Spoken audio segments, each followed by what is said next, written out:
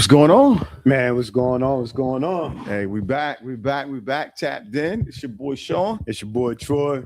Hey, Tapped in. Tapped in. We apologize for the delay. We thought we had everything set up. Normal setup. Yeah. Not normal results. But we back up in here. So we appreciate y'all.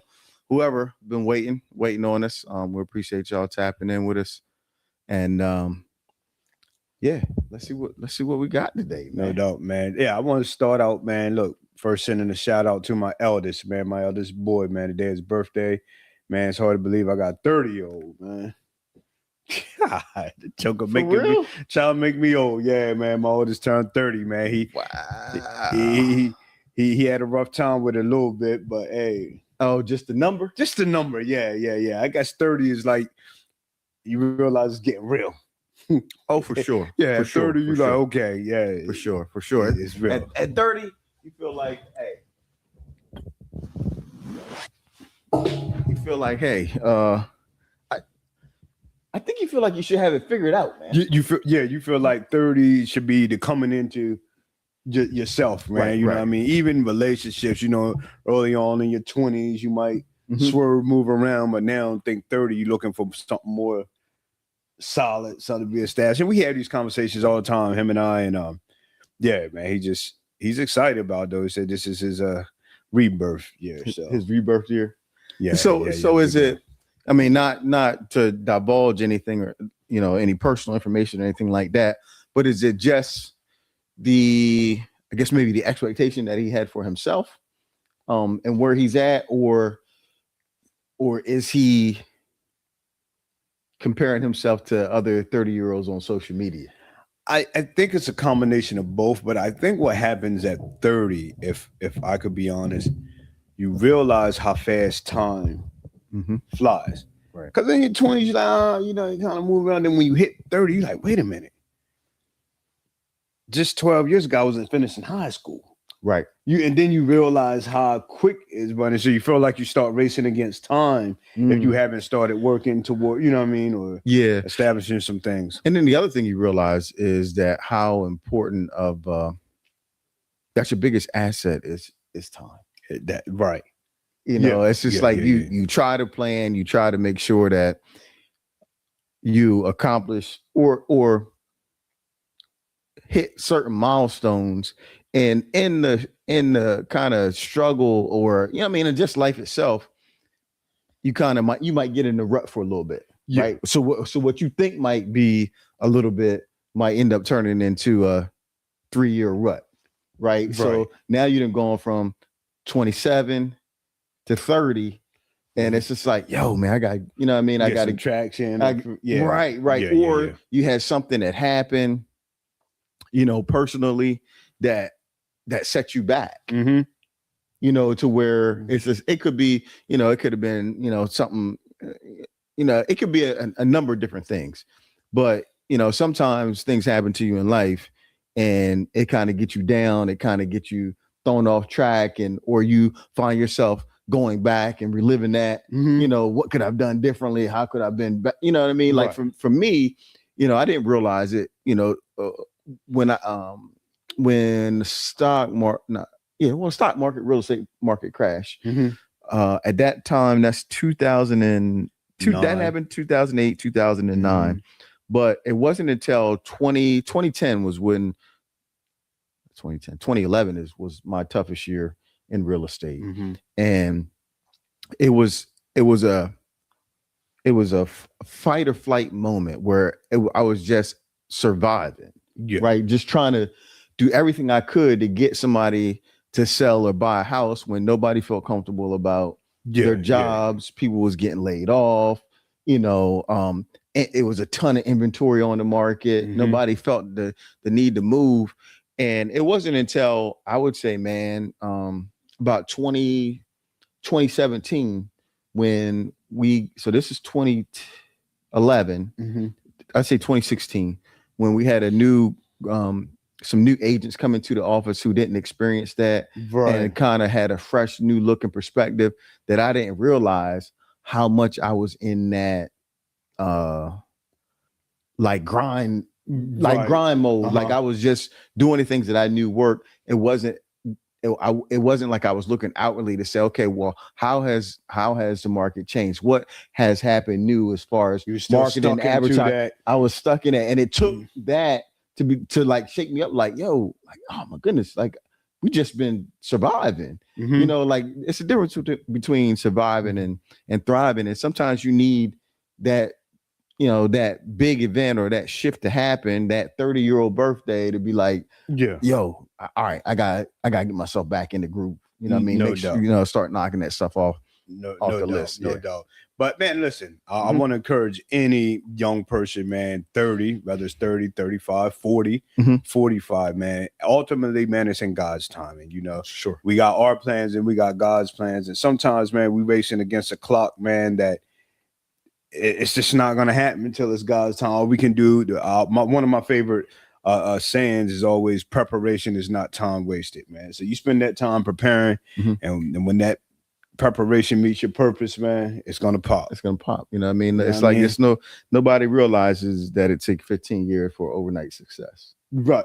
Right. Nobody realized that. Nobody see the work you did for the last 15, 20 years. That's it. To say, okay, you know, look at what he's doing now. But it's like, man, the things that I had to go through in order to get to this place. Consistency that it required. Right. The showing up every day. The believing in yourself when nobody else believes in you. Come on, man. You know what I mean? Or having somebody in your corner that believe in you when nobody else believe in you. Huge difference. I mean, it makes a huge difference. Speaking of having somebody in your corner that believe in you, man, I know we try not to talk on trendy, like timestamp moments, but I called you over the weekend when you was on your way back from Jersey, and I was like, yo, man, have you listened to T.I.'s son Damani's track? He was like, nah, man, I don't even know what you're talking about. I was like, yo, man, take a listen to it. I told you my thoughts. Tell me if I'm overreaching. And I was like, call me back when you're done. It was like 2-3 hours before you called me back. I was like, well, maybe he must got caught up talking to the wife, didn't listen to it. Call me, man. You said, man, I done called everybody but you. Everybody but you. Listen, first of all, I had to listen to it 3 times. After I ran it back 3 times, I'm calling all my hip hop heads like, yo, bro, did you hear how this young man came? Like, yeah, man, listen. And I already knew once we got back to it, we was going to decipher and break it all the way down, dissect it. But man, listen, when I say he's sunned him, man, yo, he's son fifth, man. Like the guy, he's mature for his age, man. He is, mature, man. I mean, he's not even 20, is he? Man, I don't even know, man. I don't think so. Yeah, so he's 20 and 50, about 50. Yeah. You know what I mean? And in that battle, and the crazy thing was that what made me even think to reach out to you was that I'm running around on Saturday. I go into the bedroom and I hear the beat, and my wife listening to it, right? And she was like, "Yo," I was like, "I already know."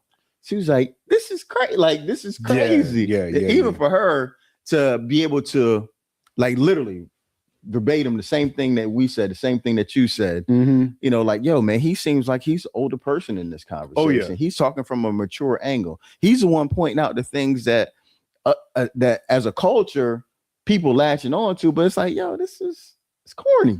Like, yeah. But that stems from his conversation, his intellect. I gotta give T.I. some props, man.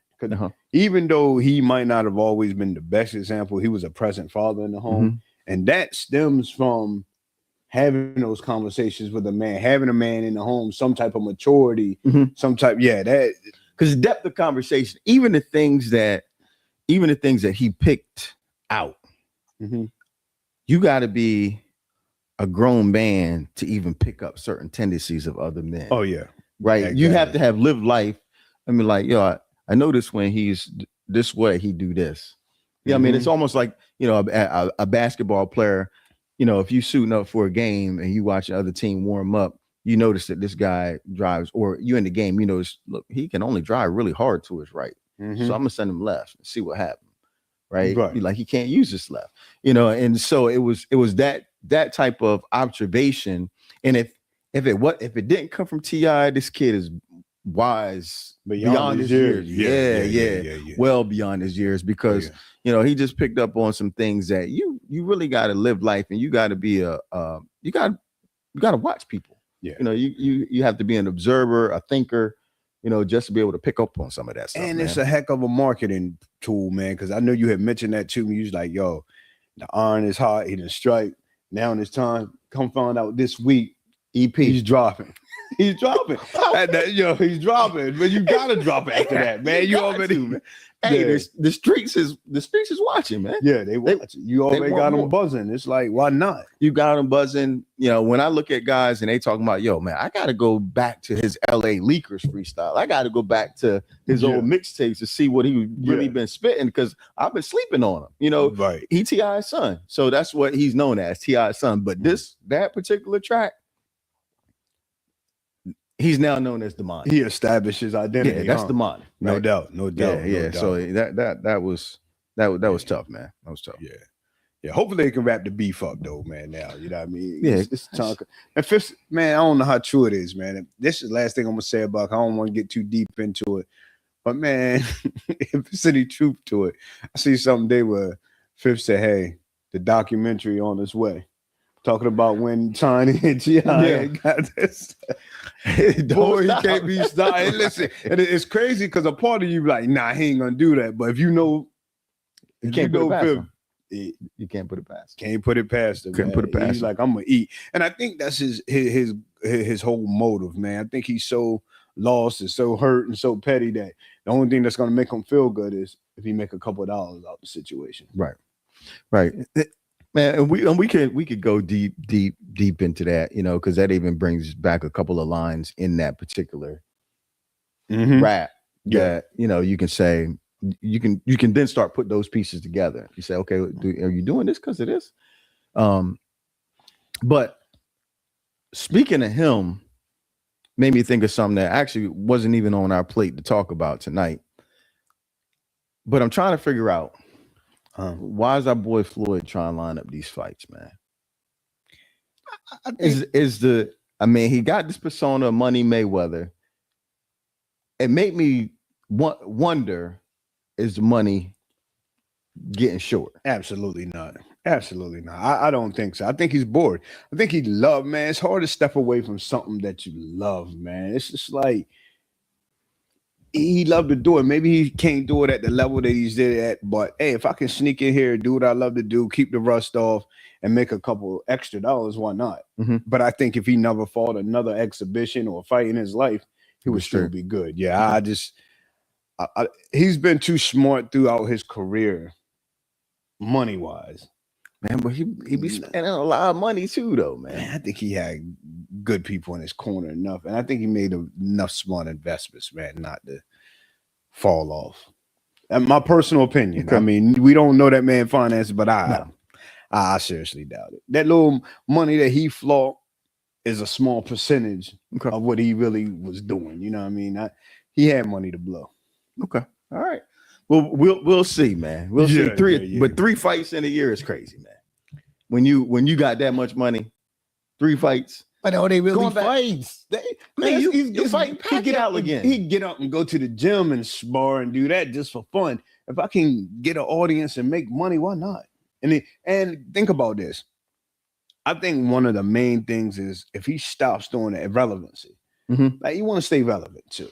So you think, okay, I can see that angle where he's used to being in the spotlight and now he's not in the spotlight. He liked the money. Yeah. You know what I mean? Might have been, I'm not going to say addicted to the money, but you know what I mean? The money was the driving force. Like, yes, I can fight, but the money I'm making off of this is good.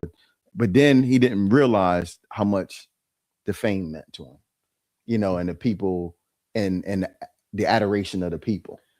One man say on a Paid in Full, he said, if I leave, is it still gonna love me, man? Yeah. Like, you know what I mean? And I think a lot of people fight with that regardless of what they're in. There's a lot of cats locally that can't come off the street just because of that fact right there. How do I establish a different identity outside of this? This is what I'm known for. This is, if my phone ain't ringing. Right. And that's what happened. I mean, you figure when you ain't in the mix no more, phone ain't ringing, people don't want you to come do their shows, you irrelevant. And they talking about you in past tense. Right. Yeah. Kind of do something to your ego. For somebody who has a huge ego like Floyd. Right. Yeah, he need to keep it popping. You feel me? Right. Somebody in the comments said they can't see 50. That's what they said. Say they what? They said they can't see 50. They can't. Come on, man. They said they can't see 50, man. Fifth petty, man. He's super petty. So, man, look, let's get into something that's interesting. You sent it over to me earlier this week, and I think I know the context of it, but you tell me you was talking about grown men staying at home. Yeah. And for as like most women or other men view that as like weakness, or view that as you're not established. So I mean, they always have like a negative outlook with grown men staying at home, right? And mom or dad's house, you know what I mean? But I have a different take on it, Okay. Only because they say what, once a child, twice a child, once an adult. A lot of men have mothers, that had husbands that passed away, the dads passed away or whatnot, and mom had these nice houses that they can't really maintain by themselves. And staying home with mom is a way for both of y'all to make sure everything's taken care of. And I'm a mama's boy. You know what I mean? Right. If I didn't have my own family, I would stay with my mom. Just because, I'm gonna make sure she's all right. Yeah, and that don't mean I'm not successful and I'm not bringing in no bread or nothing like that. It just means, I want to stay close to mom. But that conversation, it's like, so you say I live home with my mom, it's like, yeah, you trash. You trash. You weak. Yeah. So I think, honestly, man, I think as time moves forward, I think you're going to see more adults staying at home, just because they're going to need to save up that much more money. So if you have it's acceptable, I think, if you got a plan, right? And if you're trying to get to a certain place, or if you have yourself in position to where, if that person comes along that I want to start a relationship with, or a life with, I want to marry, that I got all the things in place to be able to take this person, to be able to buy a house, to be able to, make the moves, get an apartment or whatever it is. Like, I got the credit, I got the money saved up, I know what I want, I got a plan for us in our future. Right. That's cool. Right. But if you stand at home and you live in paycheck to paycheck, and you blowing your money, just blowing your money, you don't handle good credit, or you all your money, you done bought this fancy whip, and like all your money going into the whip, and you're not thinking nothing about, okay, well, if I meet somebody, what do I bring to the table? What do I have to offer other than this, than this Porsche? Right.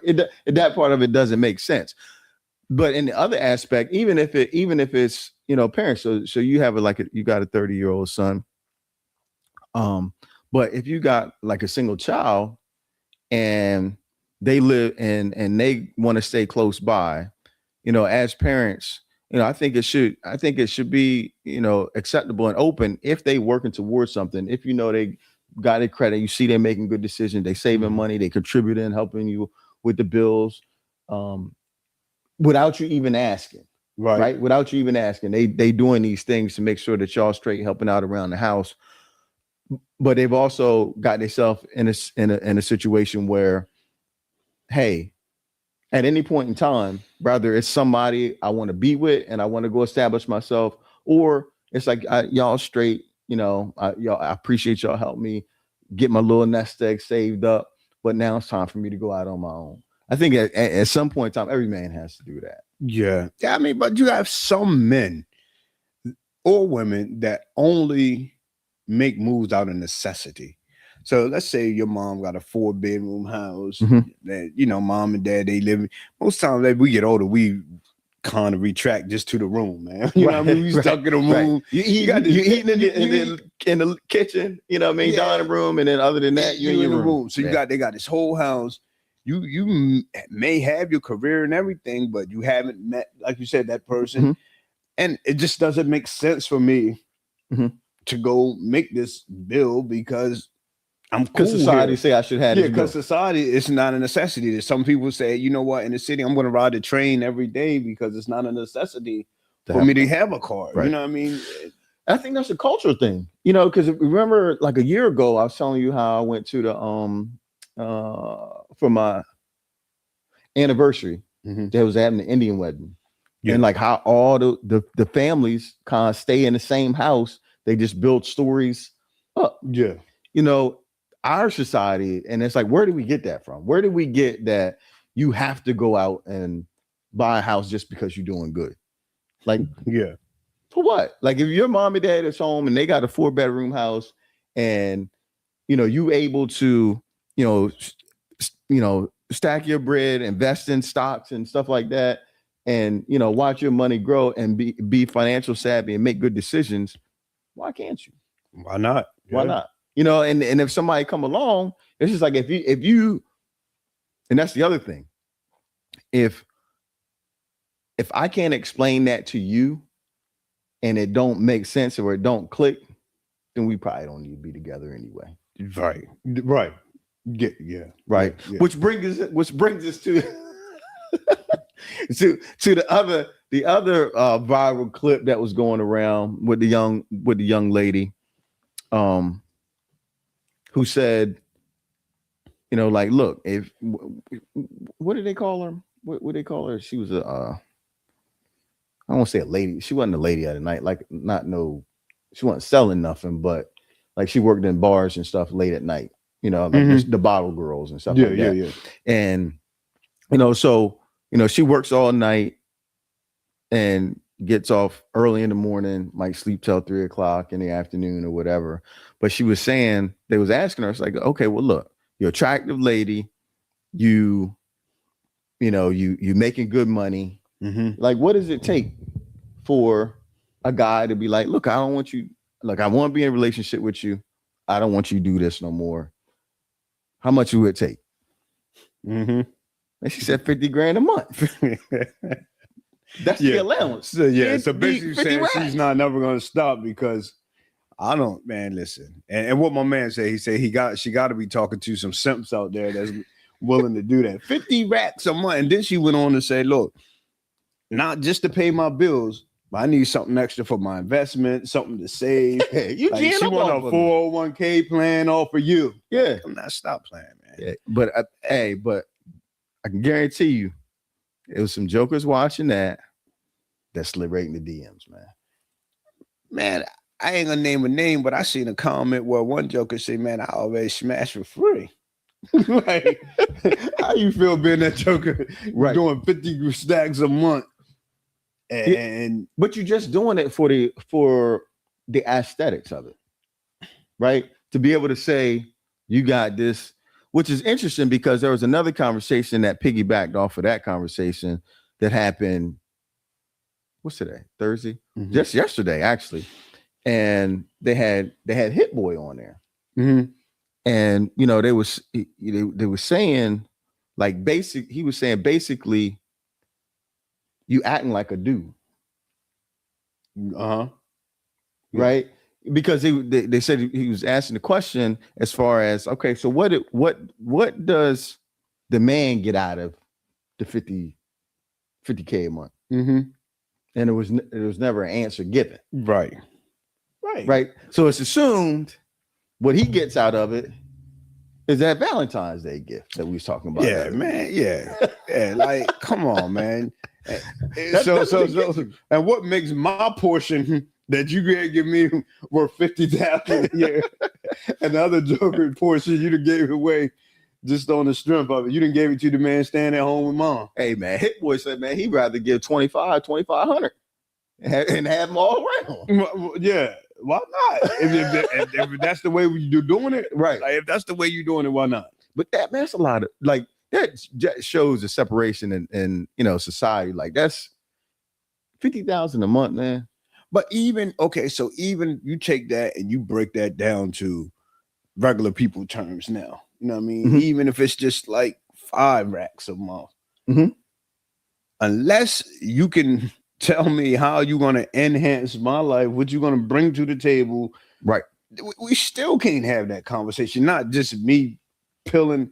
I couldn't survive in this dating era right now, man. For Yeah. real, I couldn't. And just imagine, I mean, like, how hard is it if you are that guy, right? You are the guy that has that much money.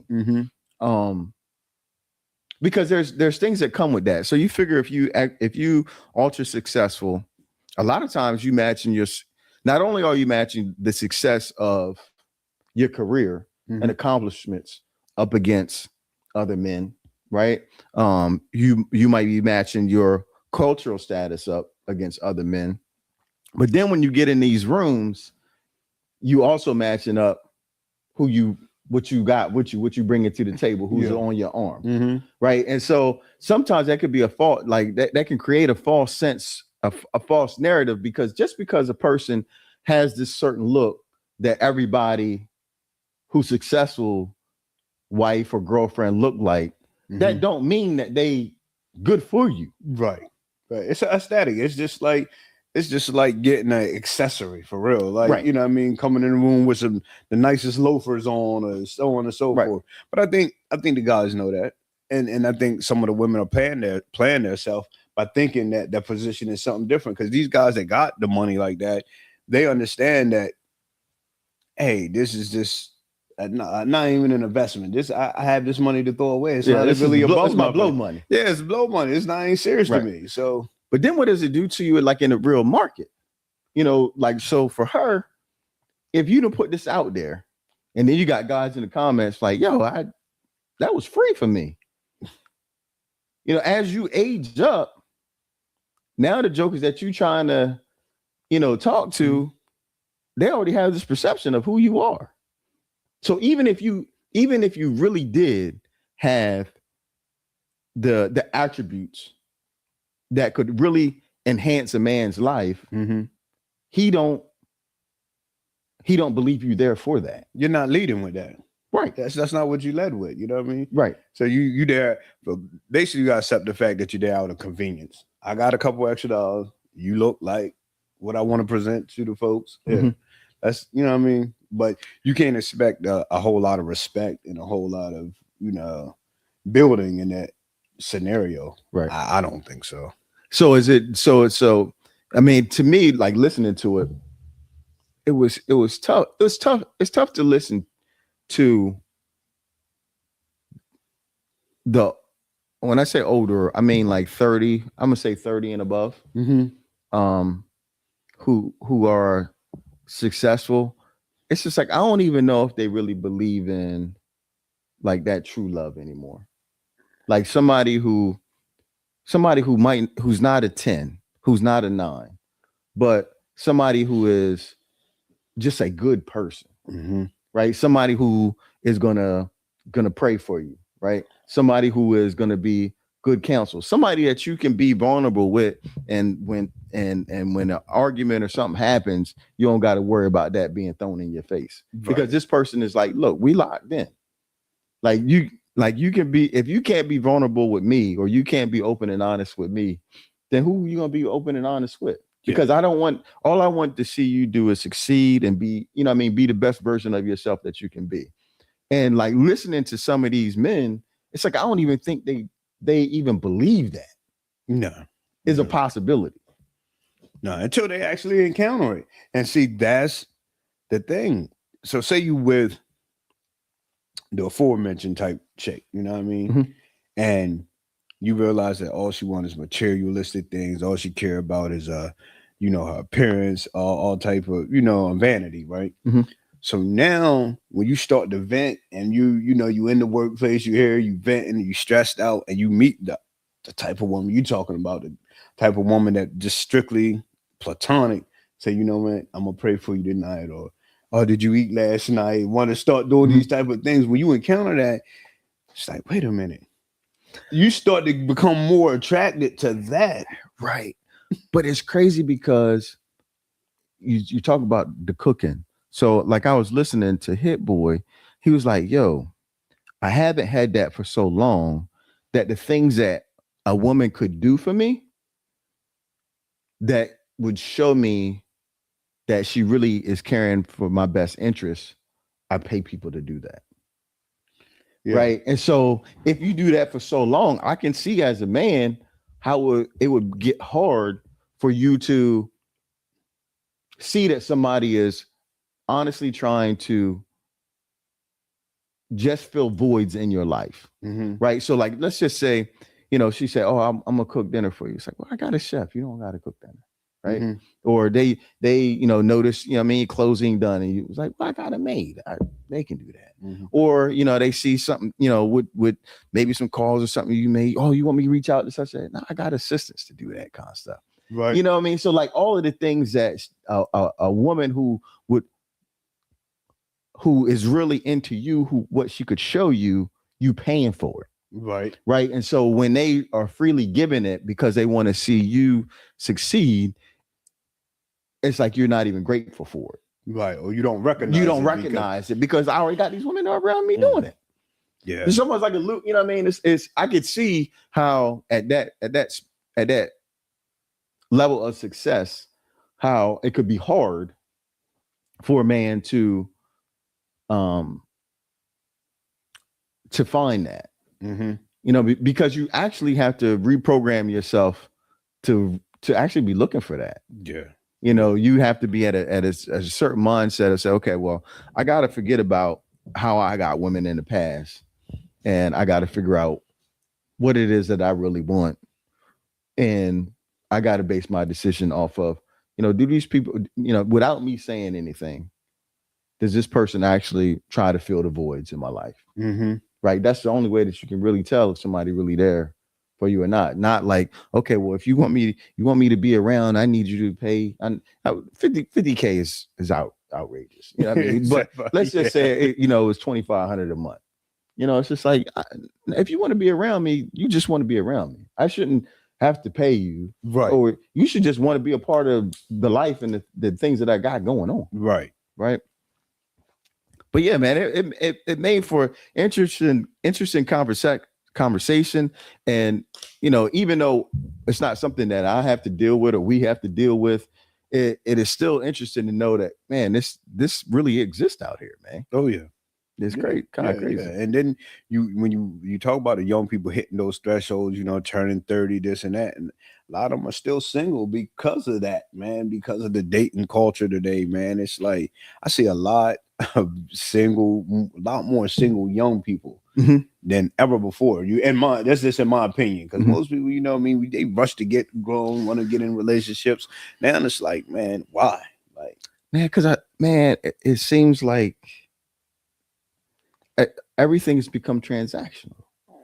Yeah, that's exactly what it is. Yeah. Right. Like as far as, even if you interested in somebody, you hear where guys are interested in a girl and they just, ask them what the Cash App is, send them some money just to get some traction. Yeah.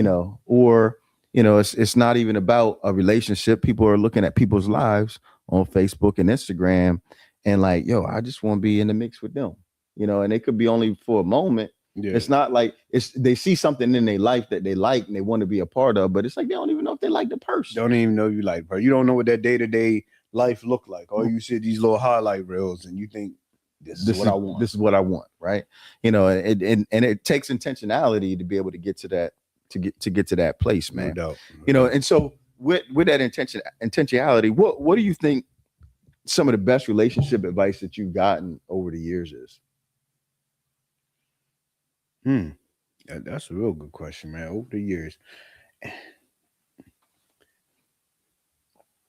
best relationship. Well, always, one of the main pieces of advice we always got was keep other people out of your relationship. You know what I mean? That was one of the main ones. Like keep everybody out of your relationship. Don't tell everybody what's going on in your household. Yep. And also, man, I think one of the most valuable pieces that I got and I'll share it with other people now. You can never stop learning in a relationship, man. You know, we all evolve and we become different people every so many years. Mhm. You got to take that time, man, and learn that new person that's in front of you, because honestly, my wife is not the same person she was 5 years ago. I'm not the Right. same person I was. You know, I'm matured in ways.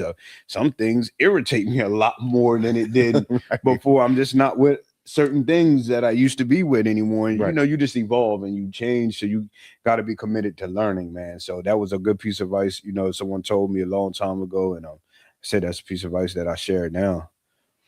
Yeah, I would say for me the same. You know, the biggest piece of advice was to keep um, uh, other people out of your relationship. You know, because it's like individuals. You know, and the same thing doesn't work for everybody. And you got to be locked in. You gotta realize, okay, look, we came in this. You know, we said it's better or worse, and we gonna figure out a way to figure it out, right? You know what I mean? Because you know, you can open up to other people and then they tell you what they think you should do or this, that, or the other. And then you decide not to do that.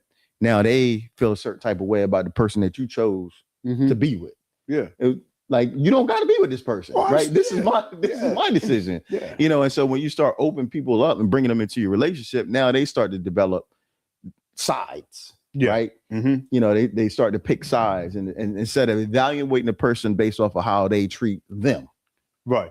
You know what I mean? Because those are two different relationships. The relationship that I have with my wife is different that I have than the relationship that I have with any of her family or any of her friends. Like, we have our own relationship.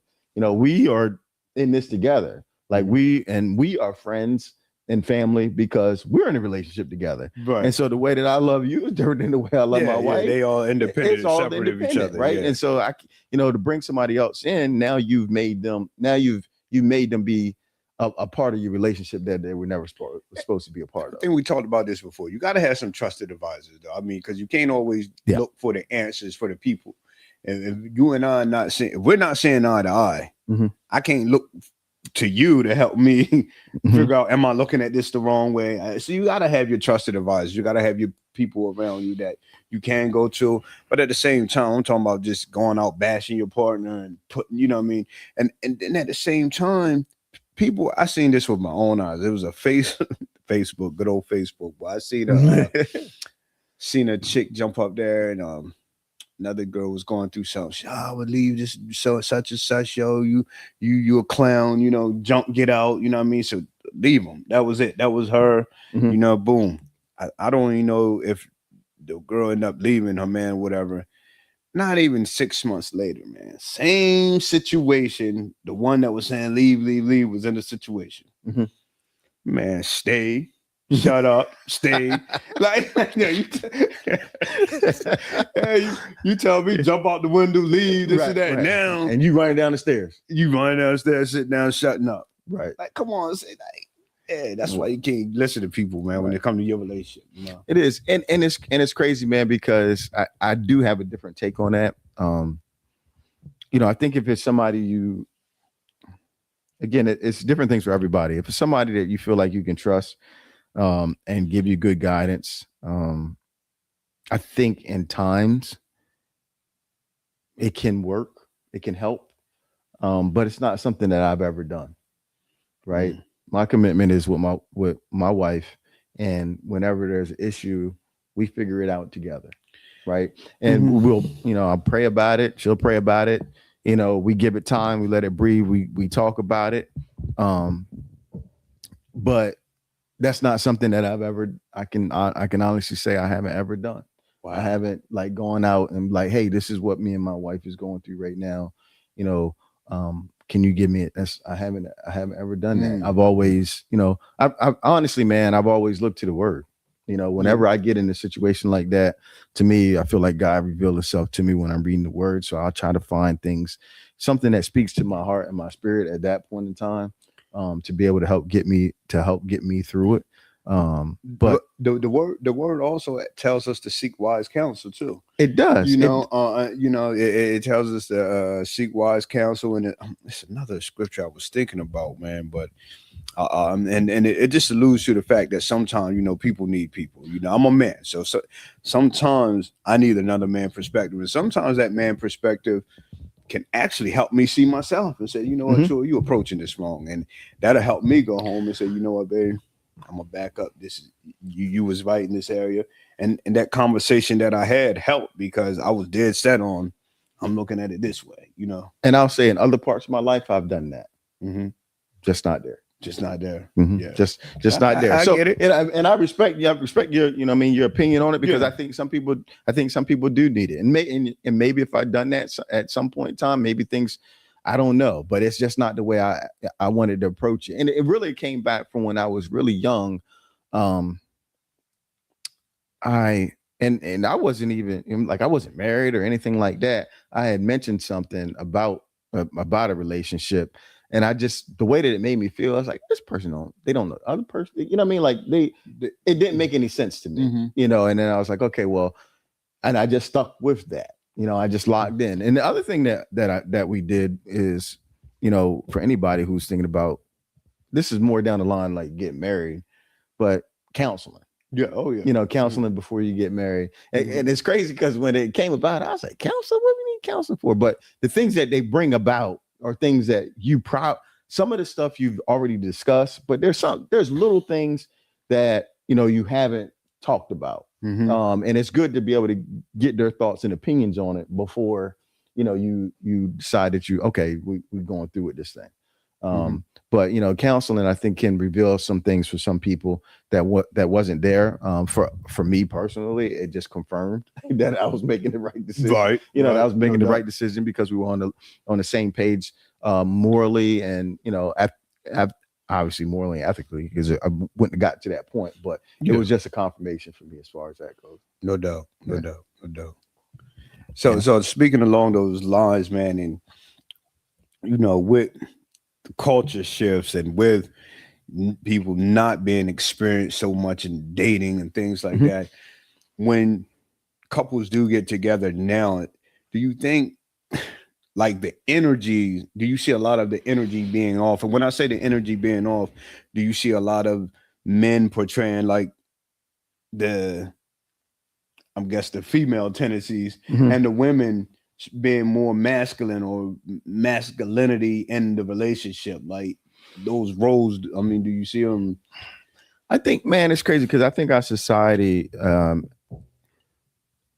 in effort to, you know, make women feel empowered and equal, they've tend to take on a role that they can do it themselves. Right. And that was never the intention. It was never the intention for either one of us to do life by ourselves. Right. And especially as a man, I think what's got convoluted is, like, if you really sit down, in essence, like, we get up, we fight, we do the things that we feel like we need to do in order to be able to support our family, to show up every day. Right. That means, you know, if we've got to be confrontational, you confrontational, you put up with the things that you want that you may feel like you need to put up with, but you show up every day to protect and provide for your family. Right. And most men don't take the time to think about, when they decide to get in a relationship, what is it that I need to continue to do that. And then when you have a woman that is matching you with that same energy, that can be draining. Very much so. Because you need a place to be able to, you need a safe space, right? You need somebody who's going to be soft, that's going to listen to you, that's going to encourage you and pick, you know what I mean? And I'm not going to say necessarily build you up, but put that battery in your back to be able to get up the next day and go out there and do the same thing. Yeah. Right. And I think when you know, it's crazy because it was after you said something to me, it was a lady, her husband worked the just a regular job. I think he worked in the government or something like that. Uh-huh. He got with her. She was this, you know, she wanted to be the boss ladies. They wanted to have this. She wanted to have this trucking company, and they built the trucking company, was making good money. And he quit his job. She's like, no, I need you quit your job. We can build this together, whatever. And for 5 years, they built that trucking company. They made good money, but for 3 years, she didn't know he was miserable. Like hated it, because that's not what he wanted to do. You know what I mean? He wanted to be able to, in his mind, he wanted to have a safe job, be able to have insurance, make sure that they was good, but she wanted him to be something that he didn't want to be. Right. And so he was suffering because he wanted to see her happy. Right. And it wasn't until things started to go bad in the trucking company that she started to get down and depressed. She started then telling him, which caused him to open up and tell her how she felt. Yeah, but see, that's not masculine energy right there, man. That To me, it's not, because I feel like on the front end, you should say, hey, you know what? I'm not feeling this. I'm going to support you in it, but I'm not feeling it. And this is why I'm not feeling it, this, that, and the third. And I got a problem with a lot of men, because I'm around some who maybe they, you know, you want it's a give and take, you know what I mean? But at the same time, when everything falls down, it's on your shoulder. Correct. So if you making these decisions just off of, oh, I love her and I want to do is that, hey, you got to be able to live with when it falls down. So if you feeling it from the onset, express that. I'm not saying we're not going to do it. Right. But listen, this makes more sense over here to me. Right. This is how I feel about it. So now we're not walking into it blind. Right. But then you don't know, like if you got somebody, so maybe she, and again, you don't know the whole backstory to the things, but you know, maybe she was checking off a lot of those boxes that from past relationships that he didn't have. Right. And he was like, look, in order to, the sacrifice to him could have been like, in order to hold on to this, you know, yeah, this is what I want to do, but maybe there is some good or something like in that. Now to suffer in that for that long, agree. Like, no, this ain't working. You need to be able to have that conversation. Look, you know, you can do that. I'll support you, but this is how I feel like I'm going to be able to make sure that we good regardless of what. You can go ahead and build that. I'll be there by your side, you know what I mean, help you out whenever I can, but I need to do this thing over here because, you know, like you said, when it's all said and done, it comes back on you. Yeah. You know what I mean? And you have to lead, right? You got to lead. Yeah. And sometimes that leadership shows up as like, no, I'm not going to do that. I'm sticking here. I'm doing this because this is what I see right now. And this is what makes me feel, this is how I know I can provide. Right. Not saying that you can't do some things on the side and watch that grow. And then when you feel a sense of security with whatever that side thing is, and it starts to blow up, now I can pivot. But just to leave, to just jump on that, like that's something totally different. But in today's society, a lot of times that is what causes people who should be together not to be together because they don't want to allow him to lead. Yeah, and two, like just on a day-to-day basis. I mean, we building businesses and stuff, that's taking it to the next level. But just inside the house on a daily, day-to-day grind, I think tone has a lot to do with everything. This thing back in the day, you can have some of the, you know, watching Westerns. I remember sitting back, you know, going to my wife Papa's house. He watched the Westerns, toughest gunslingers, all that. When you go into a lady's house, that, you know what I mean, that she's soft-spoken, but she's stern, but know how to take. It's almost a different level of respect. You could be the toughest guy out there, but when you, that feminine energy, that softness, you're going to respect it. You're going to put your guards down.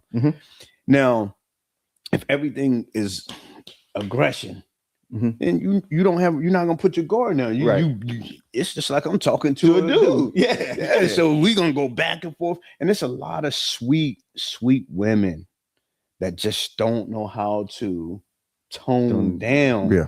So their messages don't get heard. You know what I mean? Right. Because if you come to me on some rah-rah, I can't hear it. Right. But you sit me down and, you know what I mean, with some calm and, you know what I mean? Right. Like, oh, okay, yeah, you right. You know what I mean? Because I don't feel attacked. Right.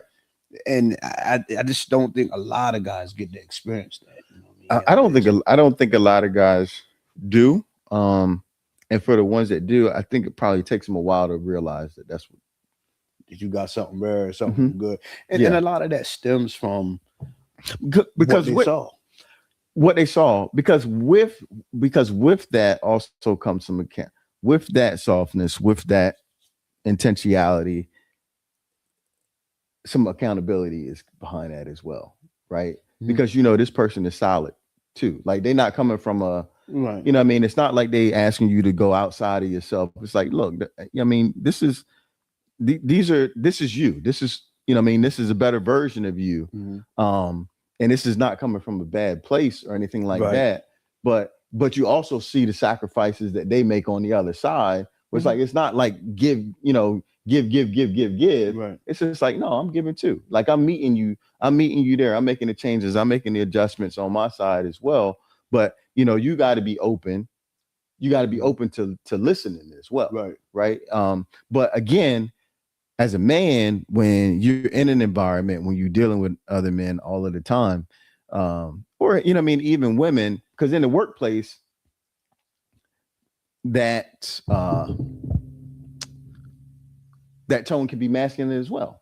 Right. Yeah. So even though you might be working with women, because everybody there is on their job and everybody has positions on that job that they're responsible for and things like that, you still have that kind of aggression and that energy. Yeah. Right. And then when you get home, you don't want to be met with that same energy. No.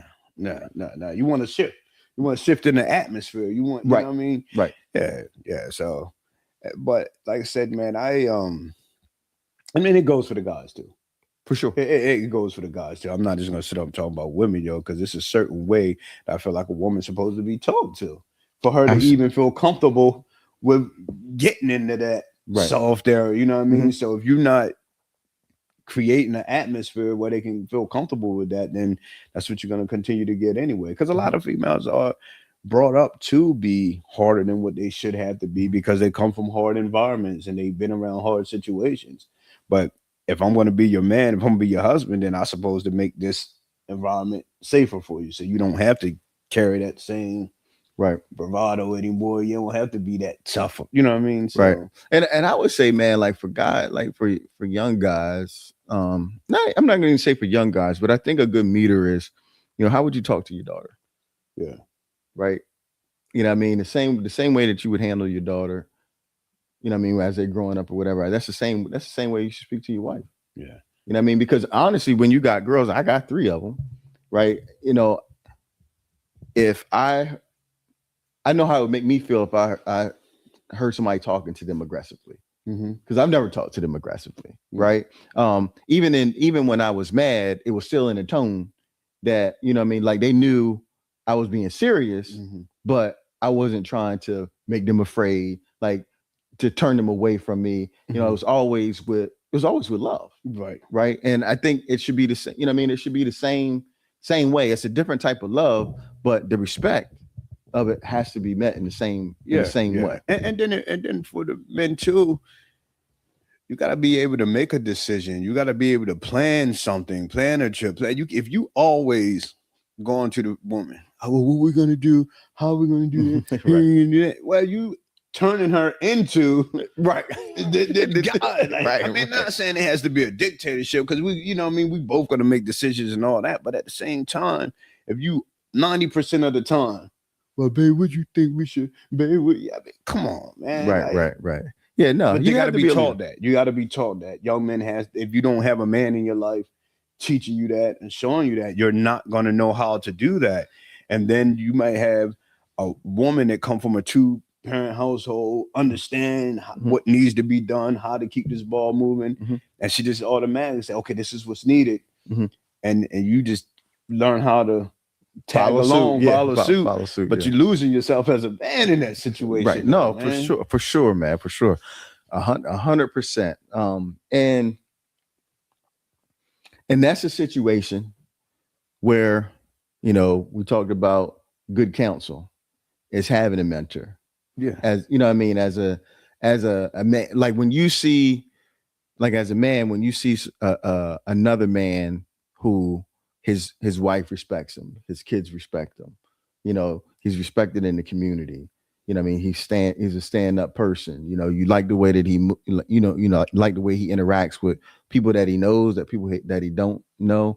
Like those are times where you can search those type of people out to be your mentors. Yeah. You know, because it does no good to see somebody who is an inspiration to you and for you not to be able to go up to them or have a conversation with them.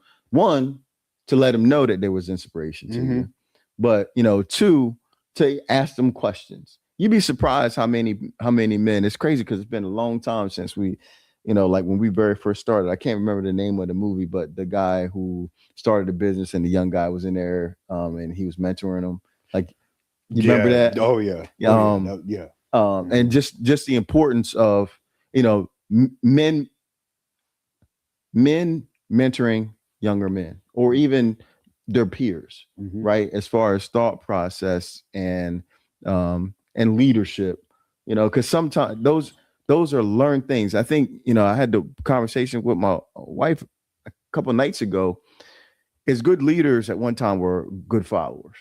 Oh yeah, absolutely. Right. Yeah. They were able to follow because there's so many things in the conversation I was saying. There's so many times that, you know, even if you read the Bible, right? It's only certain things speak to you in a certain way. But if you under a good leader who's leading the church and you've seen them move, you've seen them make decisions, you've seen them, you know, make mistakes, and continue to be able to grow and move. There's lessons that they learned along the way that you're not going to be able to find in the book. Oh yeah. There's reasons why they do things or why they handle people a certain way that you can't read.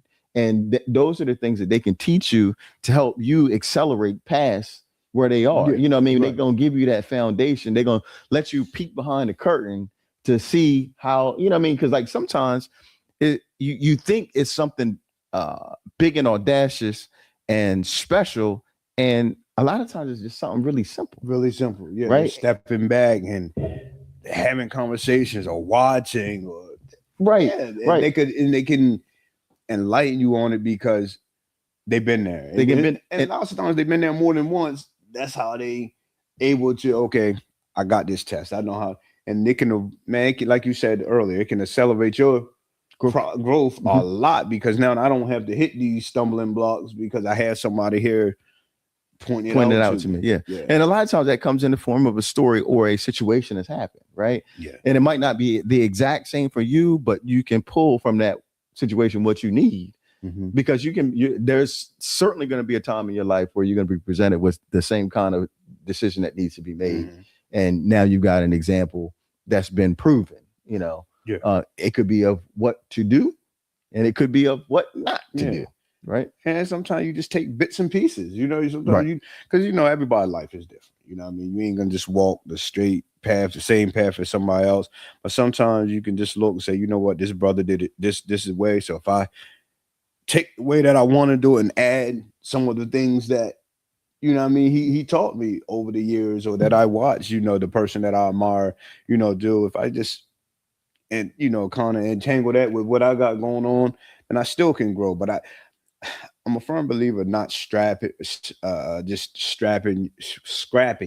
your whole plan because God has some individual for all of us, man. And sometimes the directions we take is just not conventional. We talked about that last week, man. And that's what I admire about a lot of the younger generation now. They're getting to things a lot quicker because they're not doing it the conventional way. Right. They going with how they feel. And how they're led. If you know, if you got an ear to be led. So yeah, for sure. And there's a lot to be to gain from that. And there's something else I want to talk about, but I don't want to save that. I want to save it for next week. But it basically, you know, goes like with how some organizations have better order and alignment than other organizations. Man, my wife and I talked about that this morning. Wow. Yeah. But and that could be a lengthy conversation. So, you know, for the sake of time, we'll keep it moving, man. So is there anything else, man, you want to talk about? Nah, man, I think we covered a whole lot, man. Man, I get some of these conversations, man, I get passionate about, boy. I get to feeling it. I'm like, yeah, man, because but that's good stuff, because the people, I mean, people watching can feel that, you know what I mean, when you're passionate about yeah. And I just feel like, man, we need to get a hold of a youth, man, a young, I'm not even gonna say youth, the young, not the real young men, but even the men in general, man, you know. And I still need mentors. Each level you go to, you still need a mentor. You know what I mean? So we never arrive to the point where we have all the answers and all that, because it's always that next, you get to that fork in the road and you need someone to say, okay.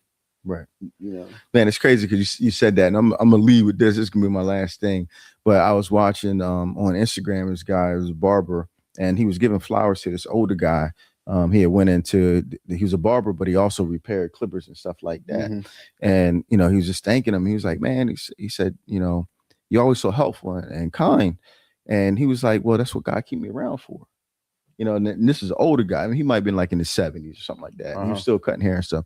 He was like, that's what God keep me around for. He said, I learned a lot of stuff in my life, and my job is to pass that knowledge on to the next generation. I'm not supposed to get all this knowledge and just keep it and die. Right. My job is to pass it on, give it out to whoever wants it. And he was like, some people will be like, well, why you do that? You know what I mean? Because now they're gonna be taking your clients. He was like, man, what God got for me is for me. For you, right. Yeah. Right. Like if he give me something and it's good knowledge that can help somebody else, and I share it, he's not going to take away what he's going to get, what he's going to continue to get. People just don't understand that, man. Like, in order to, it's almost like, how can you get when your hands is closed? You gotta be giving. You gotta be giving. Oh no, that's good stuff. Yeah. So, man, we hope y'all enjoyed this show. We apologize. We tried to make sure we was, A+ on time, but God had other plans with us tonight. We had to persevere.